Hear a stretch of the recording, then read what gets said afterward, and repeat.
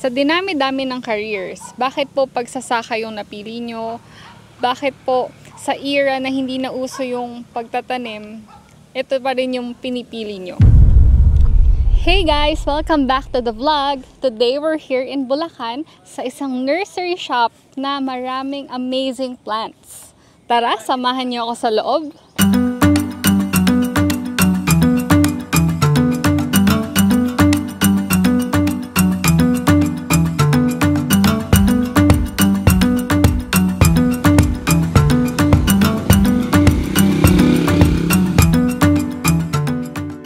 Kung plantito or plantita ka, this place is definitely for you. Sir, parang familiar sa akin to. Ito ba yung mga nakikita ko sa Zambales na mga pine trees? Yan po yung agoho pine na kung tawagin po natin. Native tree po yan sa Philippines. Essential po yan for making yung mga bird's nest po. Ginagamit siya ng mga ibon para maggagawa po ng mga pugad. Sir, ito ba? Pwede rin tumubo to kahit dito sa Bulacan? Yes, opo. Tumutubo po ito sa mga low hanggang sa mga medium altitude na mga areas po. Like for example, yung mga hilly areas. Hardwood din po yan. Nagagawa din pong tabla yan. Nara, oh. Ang ating pambansang puno. Yes. Ang strongest wood po ba talaga ay Nara? Totoo po yun. Nara po yung matibay. Pero sa hardest wood, we have mangkono. Yun, ironwood po yun eh. Tapos yung Diospyros, yung pinatawag na mabolo, yung kamagong. Yun po, matigas din po ang tabla ng kailang. Bihira ka na makakita ngayon ng kamagong sa sirkulasyon na malalaki kasi na-cut down na yung mga dating malalaking puno. So, kailangan natin mag-propagate ng mga bagong puno ng kamagong. Meron tayo dito. So, unlike ito, Narama, mga 3 months lang ito, pero ganito nakataas. 3 months? Oo, tapos ito, 6 months. Ganyan siya kabagal, kaya dapat iniingatan siya.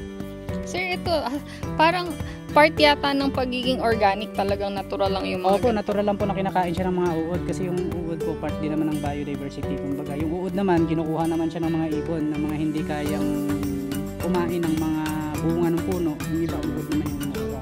Dito ba sa 1 Million Seedlings Nursery, 100% ba na organic dito? Yes, opo.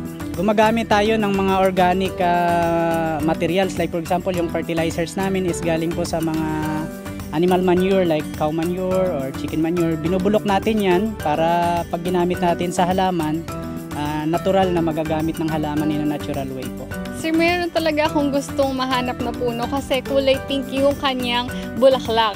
Meron ba kayo nung ganong puno? Yes ma'am, kung meron po yung Japan na tinatawag nilang sakura ng Japan, tinatawag nilang sakura tree. Tapos yung Korea, meron silang tinatawag na Korean sakura tree.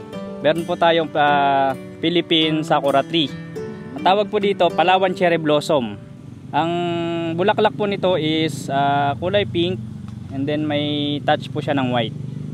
So fast growing tree din po ito, native tree natin siya. So adaptable siya kahit anong klase ng lupa. Mamumulaklak po ito in just 3 to 4 years, mamumulaklak na po ito. Ang season po ng pagbubulaklak ng Palawan cherry blossom is nag-start po siya ng February hanggang mid ng July. So tagal din. Kung gusto niyo po magkaroon ng Sakura Park, pwede po tayo magtanim nito ng at least mga 10 to 20. Yan ang next project ko. Palawan The Pink cherry Army blossom. Park. Sir, curious din ako sa puno na to. Ano po kaya to?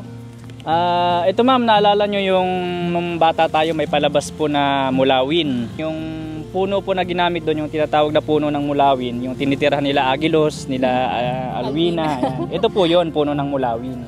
Hardwood tree din po siya, matigas yung wood niya. Kung gagamitin natin siyang lumber, napakaganda pong source of lumber siya. Kaya nga lang syempre ngayon po, halos sa bundok wala na po nito eh. So binubuhay natin siya para po ma-sustain at ma-maintain din po natin yung biodiversity. Ito po sa 1 million seedlings mayroon po tayo. Dito naman po sa area po na to, meron po tayong mga ornamental plants, ginagamit po natin sa landscaping. So yan, landscaping purposes, katulad po nito yung mga Rowelia, lantana, yung may bulaklak po na yung lantana. Tapos halos lahat naman po ng mga ornamental plants meron tayo pag kailangan po ng mga client natin. Kompleto po tayo ma'am, meron po tayong Philippine native trees, meron po tayong flowering trees, medicinal trees like banaba. Sir, ito po ba yung banaba? Yes ma'am, ito po yung banaba tree. Philippine native tree na kinamulatan na po natin ng mga lola natin, nanay natin, na yung dahon po, once na nakaramdam tayo ng nahihirapan umihi, nilalaga lang po ng mga nanay natin, lola natin. Pati po yung bunga po nito, yung seeds, nilalaga din po. Even yung po yung bark niya. So napakalaking bagay po nito sa mga herbal. Medicinal trees po ang tawag dito, Banaba tree.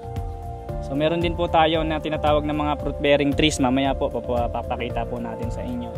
Itong mga malalaking puno na to, ito yung Molave tree na pagkain ng mga ibon. So the reason why we're planting more Molave trees, para hindi din mawala sa ecosystem yung mga ibon, kasi yan yung pagkain nila. So kapag may puno, meron silang makakain at may spread din nila yung mga buto ng mga yon para mas dumami pa yung mga puno. Ito naman po yung alokon o yung tinatawag po na himbabao. So halos pawala na rin po yan. So binubuhay po natin siya, nire-revive natin. Sa parting Northern Luzon po meron yan, Pangasinan, Ilocos, Nueva Ecija, meron pa po niyan. So yung bulaklak po niyan hinahalo sa mga dinengding, pinakbit, ayan, tapos Ilocano dishes po yan, pwede po yan. Alokon tree o yung himbabao tree. Ano naman po ito, sir? Kasi ang bango po eh. Ito po ang ating native na ilang-ilang tree. Ito po ay, bukod sa ito po ay endemic species lang na makikita lang po sa Pilipinas. Ito po ay scented po yung kanyang bulaklak. Tapos kahit nga po yung dahon niya, maamoy nyo, scented na siya. Tapos yung kahoy po nito, pwede din nating gawing firewood o kaya naman pwede rin yung pagmalaking puno na po, pwede din natin siyang gawing tabla. So maganda po ito sa mga bakuran. So yun, kasi ilan na lang po yung merong mga ilang-ilang tree na available sa Philippines ngayon. Guys, alam niyo ba, meron din palang rainbow tree. Naalala ko tuloy yung promise ni God na hindi na niya umuling gugunawin ang mundo sa pamagitan ng tubig.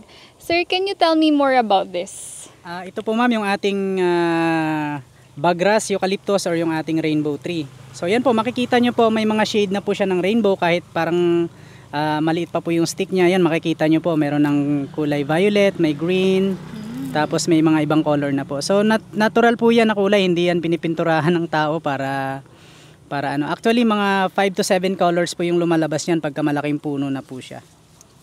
So yan. So the opposite, ang kaibahan po nito sa ibang eucalyptus, yung dahon po niya is mamula-mula yung dulo. Tapos yung leaves po ay sa opposite, hindi po siya alternate. Unlike yung mga ibang puno na yung ibang eucalyptus po, alternate po yung dahon, hindi tapat-tapat. Ito po, tapat-tapat yung dahon niya. Pag may dahon sa left, mayroon din sa right. So yun yung isang klase ng eucalyptus. Ma'am, yung native yun. Menthol na nga. Menthol tree na siya. Libreng Vicks pala dito eh. Libreng Vicks. Ayun yung puno sa may harap ng bahay mo, yung nagpatubig kami. Oo. Ano po name? Neem. Neem. Kala ko name. Double E-M. Kasi ano yan tawag dito. Ang bango. The usual yan, India talaga yung marami niyan eh. Pero sa Philippines kasi, nag-strive na rin siya kaya yun. Tsaka maganda naman, ma-appreciate mo naman yung ano niya. Meron din po pala kayo nito. Nakikita ko lang to sa Makati, BGC, sa Metro Manila. Yes. Available pa ito ma'am sa 1 million seedlings. Ito pong ating dita tree or yung Alstonia scolaris. So napakarami pong pakinabang po ng itong dita tree natin, the usual na native tree natin sa Pilipinas kasi maganda po yung shade niya, tapos the usual po maganda din po yung ayan, tingnan nyo po maganda yung leaf arrangement niya. Tapos yung wood po nito, dahil nga ang tawag sa kanya ay Alstonia scolaris, ito po ang ginagawang mga wood para doon sa lapis. So yun, kasi magaan po yung wood niyan, madaling lagariin, ganon. Kaya siya scolaris. Yeah. Scholar. Pang-scholar lang yan. Ito naman po, yung mga ang puno po nito balitbitan tree. So meron siyang 4 na variation ng dahon. Ayan. Yung puno po ng balitbitan tree ay meron po siyang 4 variation. So nag-iiba-iba po yung dahon niya. Ang una pong color niya kulay pink. So susunod po diyan yung kulay white. Ito naman po siya nagiging kulay white. Ayan. Tapos magpi-fade po siya, nagiging yellow-green na po siya. After niya mag-yellow-green, nagiging dark green. So pag malaking puno na po ito, ang ganda po niyang tingnan. Balitbitan tree po. Philippine native tree din po ito. Sir, parang napakadami yung mga African talisay. Yes ma'am, actually yan po yung isa sa fast moving trees po namin sa 1 million seedlings. Halos yan po yung tinatawag na bread and butter po namin. Kasi isa po siya sa pinakamagandang puno ngayon sa landscaping. So ginagamit talaga siya as shade tree, ginagamit po siya as ornamental tree. Kasi ano po siya ma'am, tinatawag siya umbrella tree. Tapos fast growing tree po siya. So gustong-gusto po ng mga landscape architect natin na i-design po yan sa mga landscape. So ang dali po niyang bagayan ng mga ornamental plants. So gusto rin ng mga client magkaroon agad ng instant na trees, instant puno agad ang gusto nila. So yan po, isa sa best choice po yan yung African talisay. Native talisay naman po yan. Give me your money kasi meron tayong money tree. Parang sa mga nag-house blessing, no? Ito po yung Arabica natin, yung introduced species na coffee. Ayan, malalapad po yung dahon niya. Tapos makinis po. Ayan. Yung ano naman po, yung Barako, yung Robusta natin, yung native na kape po natin sa Pilipinas, ito naman po yun. Mapapansin nyo po ang kakaiba, hindi po siya halos kasing kinis nung Arabica, tapos mas manipis po yung dahon niya. So mas madali siyang masunog. Kaya yung advice po namin tsaka recommendation po namin kapag magtatanim po ng kape, dapat po meron partly shady, at least may katabi siyang puno. So kumbaga mayroong magko-cover sa kanya. So hindi siya agad masusunog yung dahon niya. Katulad po niyan yung kakao, yan yung mga ano niyan. Meron din pong kakao. Chocolate. Pwede po kayo mag-kakao production, mag-coffee production. Ito po, last question na sir. Sa dinami-dami ng careers, bakit po pagsasaka yung napili nyo? Bakit po sa era na hindi na uso yung pagtatanim, ito pa rin yung pinipili nyo? Actually ma'am, ako po at saka yung kapatid ko, pareho po kaming agribusiness management graduate. So parang ang tanong niyo po ma'am, parang nagtanong lang po kayo sa isang bata na anong pipiliin mo, books or computer. So pag tinanong niyo po yung bata, mas pipiliin niya yung computer eh. So kami po parang ganon, mas pinili po namin na hindi lang basta nakaline doon sa pinag-aralan namin. So ngayon po nagbi-business po kami, at the same time po nakakatulong po tayo sa global warming, sa pag-revive po ng natural environment. Masaya na po kami kung kumikita ng kahit hindi ganun kalaki.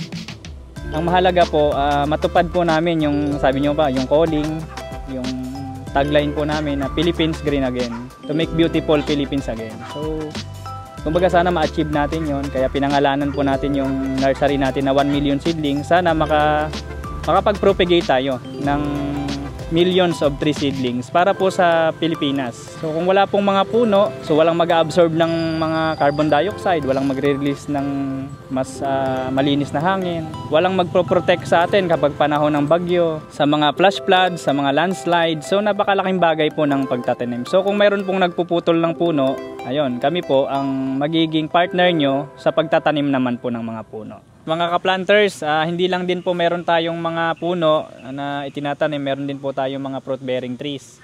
Yan, katulad po niyan, meron po tayong atis, meron po tayong guyabano, meron po tayo dyan langka. So may mga bangkok po tayo na guava, ang tawag po dyan guapol. Meron po tayong mga kasoy, rambutan, lansones, kalamansi, dayap, duhat, kamyas, Indian mango, Carabao mango. Meron po tayo yung siniguelas. Meron po tayong mga avocado dyan, yung kaimito. Kahit po mga kape, meron tayo. Kung gusto niyo po magtanim ng mga kape. Kahit po yung mga saging na nakikita natin sa market na alam natin yan, bibili lang tayo. Pero pwede tayo magtanim po niyan. Meron tayong mga sabat, tordan, lakatan, senyorita. Meron po tayong mga seedlings po niyan. Ang tawag po diyan saplings. Meron po tayong mga chiko.